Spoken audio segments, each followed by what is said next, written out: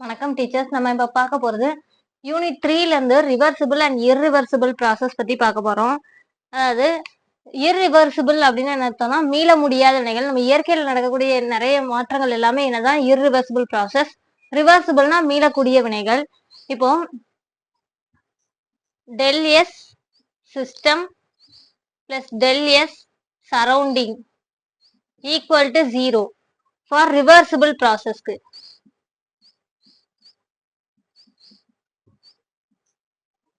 அதாவது என்ன சொல்றாங்கன்னா டெல் எஸ் அப்படிங்கிறது entropy change, system surrounding. System அப்படின்னா என்ன அர்த்தம்னா நம்ம எதுல வந்து ரியாக்ஷன் நடத்துறோமோ அதை சிஸ்டம் அப்படின்னு சொல்லுவோம். இப்ப எக்ஸாம்பிளுக்கு ஒரு வாட்டர் பாயில் பண்றோம்னா அந்த வாட்டரை வந்து சிஸ்டம் சொல்லுவோம்.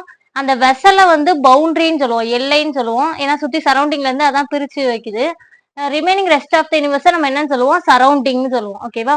ஸோ இது என்ன சொல்றாங்க, என்ன சொல்ல வராங்க அப்படின்னு பார்த்தோம்னா entropy of a system and surrounding remains constant. அதை தான் நம்ம என்னன்னு சொல்லுவோம், ரிவர்சிபிள். எந்த ஒரு சேஞ்சஸும் இல்லாம இருக்கிறத நம்ம என்னன்னு சொல்லுவோம், ரிவர்சிபிள் ப்ராசஸ் அப்படின்னு சொல்லுவோம். ரிவர்சிபிளை நம்ம என்னன்னு சொல்லலாம் அப்படின்னா நான் ஸ்பான்டேனியஸ் ரியாக்ஷன் சொல்லலாம். And then del S system plus del S surrounding greater than 0. அதாவது அதிகரிச்சுட்டே போகுது, என்ட்ரோபி வேல்யூ இன்க்ரீஸ் ஆயிட்டே வருது அப்படின்னா இது யாருக்கு அப்படின்னு பார்த்தோம்னா இர்ரிவர்சிபிள். இதான் கிளாசியஸ் அப்படிங்கிறவரு இதைதான் சொல்லியிருப்பாரு. நம்மளுக்கு சிலபஸ்ல இதுல இருக்கு கிளாசியஸோட ஸ்டேட்மெண்ட் என்ன அப்படின்னு சொல்லிட்டு. அதாவது the entropy of the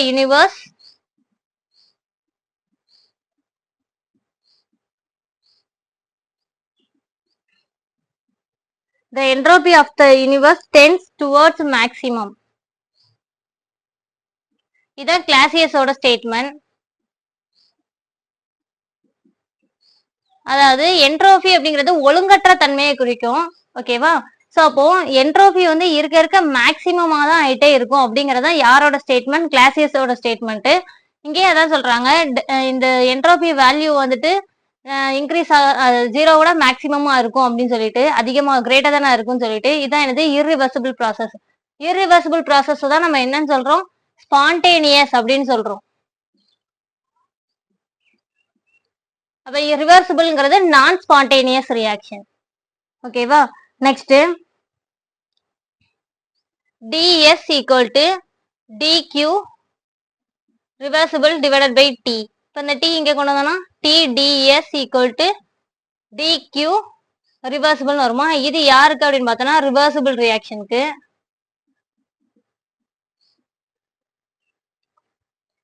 t ds வந்து கிரேட்டர் தானா இருக்கு அப்படின்னா இது யாருக்கா, இர்ரிவர்சிபிள்கான கண்டிஷன். ஓகேவா? நெக்ஸ்ட் நம்மளுக்கு சிலபஸ்ல கேட்டிருக்கதே criteria for spontaneous reaction according to del S and del G அப்படின்னு சொல்லியிருக்காங்க. Del S of the system and del ஜின்னு தான் கேட்டிருக்காங்க. கிப்ஸ் ஃப்ரீ எனர்ஜியோட சேஞ்சஸை பொறுத்தும் ரிவர்சிபிள் அண்ட் இர்ரிவர்சிபிள்கான கிரைட்டீரியா என்ன அப்படின்னு சொல்லிட்டு. ஸோ அதில் ஃபர்ஸ்ட் கிரைட்டீரியா நம்ம பார்க்கலாம்.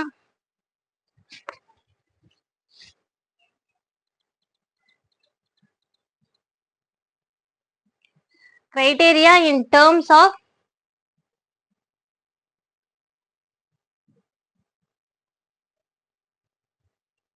change of entropy. என்ட்ரோபில நடக்கிற சேஞ்சஸ் வச்சு என்னென்ன கிரைட்டீரியா அப்படின்னு சொல்லிட்டு பாக்குறோம். இதுல என்ன சொல்றாங்க அப்படின்னு பார்த்தோம்னா ds greater than or equal to 0. அதாவது ds ஈக்குவல் டு 0ங்கிறது யாருக்கு அப்படின்னு பார்த்தோம்னா ரிவர்சிபிள் ப்ராசஸ்க்கு, அதாவது நான் ஸ்பான்டேனியஸ். இதுக்கு ds கிரேட்டர் than 0வா இருக்கிறது அப்ப யாருக்கு, இர்ரிவர்சிபிளுக்கு.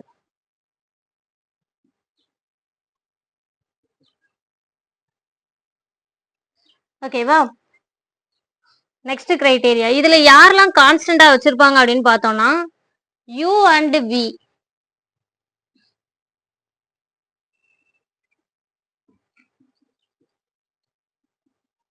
அதாவது இன்டர்னல் எனர்ஜியும் வால்யூமும் கான்ஸ்டன்டா இருக்கு.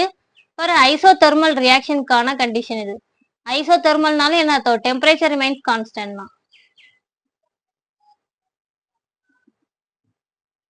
ஐசோதர்மல் ரியாக்ஷனுக்கான கண்டிஷன் தான் இந்த இது. ஓகேவா? செகண்ட் கிரைட்டேரியா என்னன்னு பார்த்தோம்னா இன்டர்னல் எனர்ஜியை வச்சு வரக்கூடியது.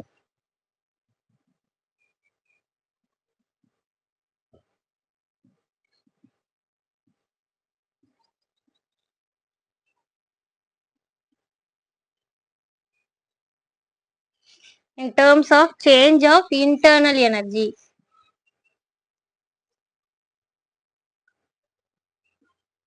இன்டர்னல் எனர்ஜி அப்படின்னா என்னத்தோ டியூவா,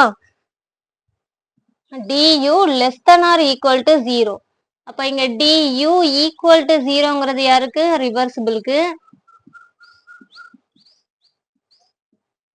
லெஸ் தென் சிம்பிள் யாரை குறிக்குது? இர்ரிவர்சிபிளுக்கான கண்டிஷன். இந்த கண்டிஷனுக்கு யாரெல்லாம் கான்ஸ்டன்டா வச்சிருக்காங்க அப்படின்னு சொல்றோம்னா எஸ் அண்ட் பி.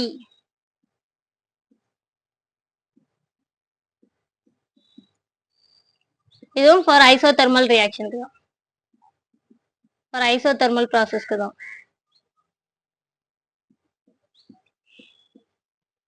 ஓகேவா? நெக்ஸ்ட் கிரைட்டேரியா என்னன்னு பார்த்தோம்னா change of enthalpy.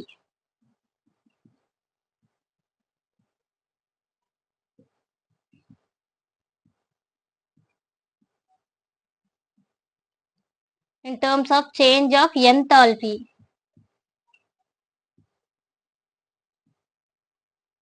So enthalpy na enna tho del h dh. So dh less than or equal to 0. Okay va? இங்க யாரு கான்ஸ்டன்ட் அப்படின்னு பார்த்தோம்னா s and b are kept constant.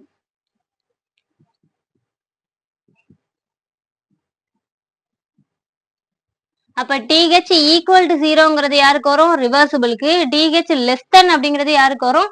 இர்ரிவர்சிபிளுக்கானது. ஓகேவா? So இர்ரிவர்சிபிள்னா என்னது? Spontaneous. இது so ஸ்பான்டேனியஸ்க்கான condition. ஓகேவா? அடுத்த criteria பார்க்கலாமா?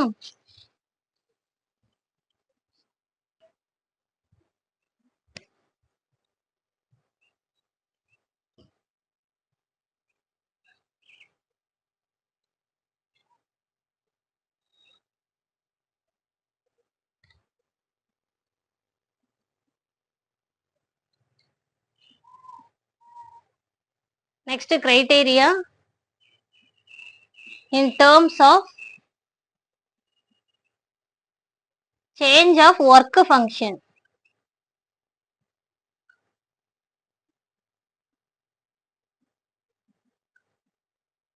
Work function க்கு so work function ன்னு சொல்லுவோம் dA ன்னு சொல்லுவோமா? so dAவும் less than or equal to 0. அப்ப dA equal to 0ங்கிறது ரிவர்சிபிளுக்கு. dA less than 0ங்கிறது யாருக்கு? இர்ரிவர்சிபிளுக்கு. ஓகேவா? Next criteria in terms of free energy.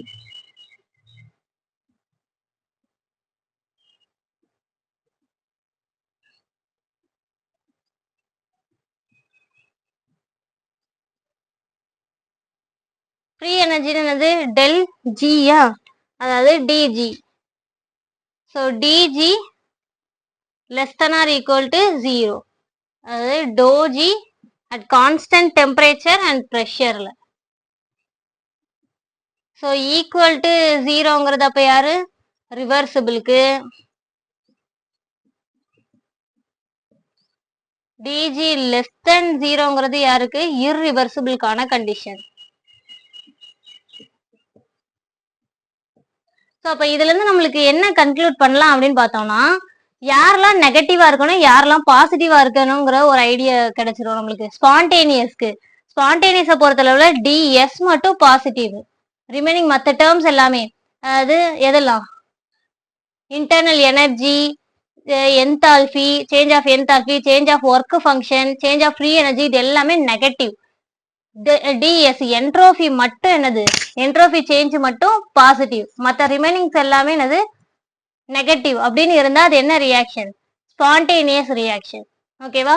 இந்த மாதிரி இதை தான் என்ன கேட்பாங்க, கண்டிஷனா கொடுத்து இதுல எது வந்து ரிவர்சிபிளுக்கு வரும், இர்ரிவர்சிபிளுக்கு வரும்னு சொல்லிட்டு.